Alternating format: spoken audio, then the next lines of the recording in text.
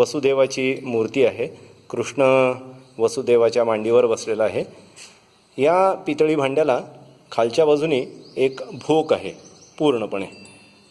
पण या पितळी भांड्यामध्ये जर का आपण आत्ता पाणी भरलं तर काय होतं बघा. आता हे त्याच्यामध्ये पाणी टाकतात. आता काहीही ते पाणी थेंबरसुद्धा खाली जात नाही आहे.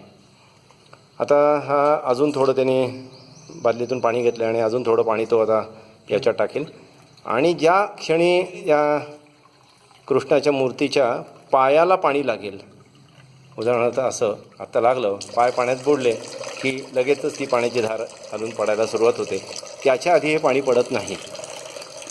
आणि आता हे पाणी जरी त्या पायाच्या पातळीच्या खाली गेलं तरीसुद्धा हे पाणी थांबत नाही. आता पूर्ण भांडं रिकामं होईल तोपर्यंत हे सगळं पाणी आहे तसंच पडत राहील.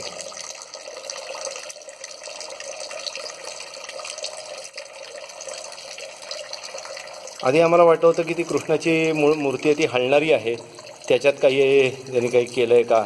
पण ती कृष्णाची मूर्ती पूर्णपणे त्या वसुदेवाच्या मूर्तीपासून वेगळी होते. हे असं होतं.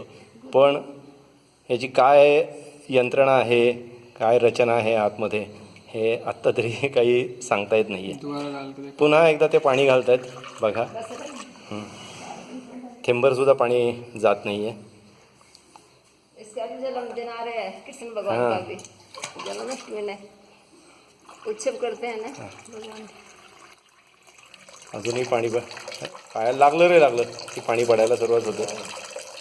आणि आपल्याला असं वाटेल की पायाच्या पातळीच्या खाली गेलं पाणी की ते थांबेल. पण आता तसं होत नाही. आता हे पाणी पूर्ण संपल्यानंतरच, भांडं रिकामं झाल्यानंतरच ही धार पाण्याची जी आहे ती थांबेल.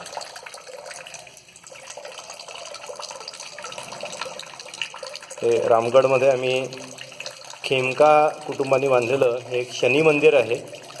पूर्ण बेल्जियम ग्लासवर्क इथे आहे. त्याच्यामध्ये आम्हाला हे पुजारी, आपका नाम दिनेश पुजारी. हाँ, दिनेश पुजारी है. उन्होंने ये सब हमें बताया है.